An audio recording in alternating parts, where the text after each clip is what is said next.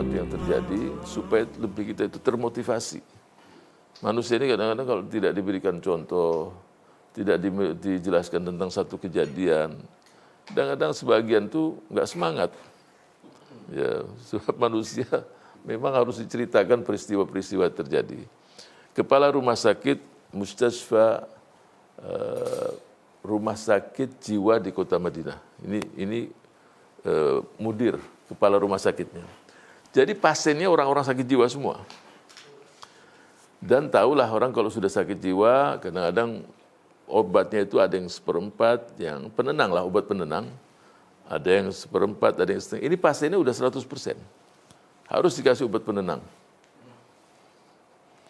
Suatu saat dokternya, ya bukan kesel, tapi dia lihat nih pasien, ini udah mentok obat yang dikasih.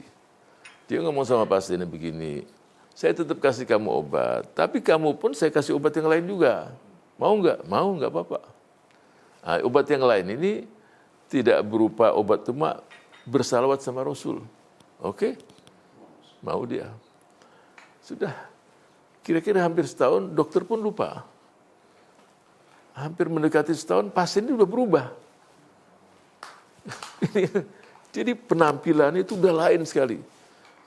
Penampilan bukan orang sakit jiwa lagi.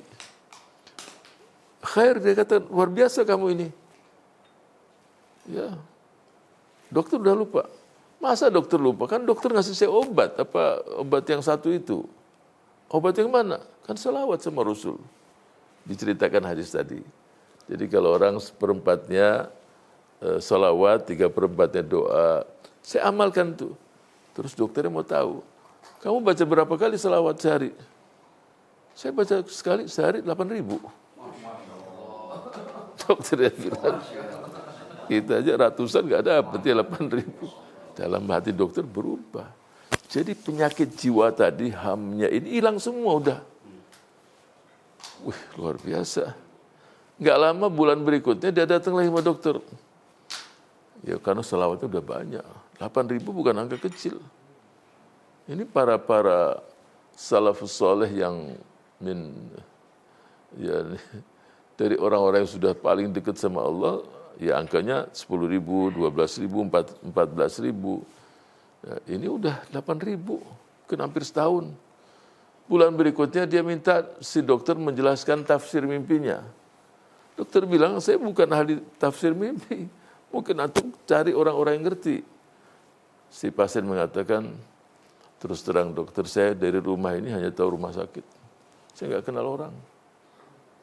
Ya udahlah, kamu sebutkan mimpi apa kamu, nanti saya tanyakan sama yang ngerti. Dia ceritakan dia mimpi melihat Rasul Shallallahu Alaihi Wasallam. Bayangkan di orang kalau ya jadi kerinduan kita ini kepada baginda Rasul Shallallahu Alaihi Wasallam belum sampai pada topnya.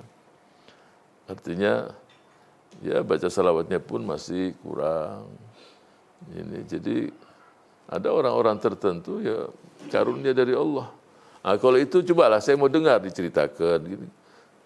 Saya melihat si kepala rumah sakit itu mengatakan, kalau itu aku tahu hadisnya. Kalau seseorang melihat wajahku dalam mimpi, maka apa yang dilihat itu adalah benar. Sebab setan tidak mungkin menyerupai diriku. Jadi dia nggak tanya sama yang lain.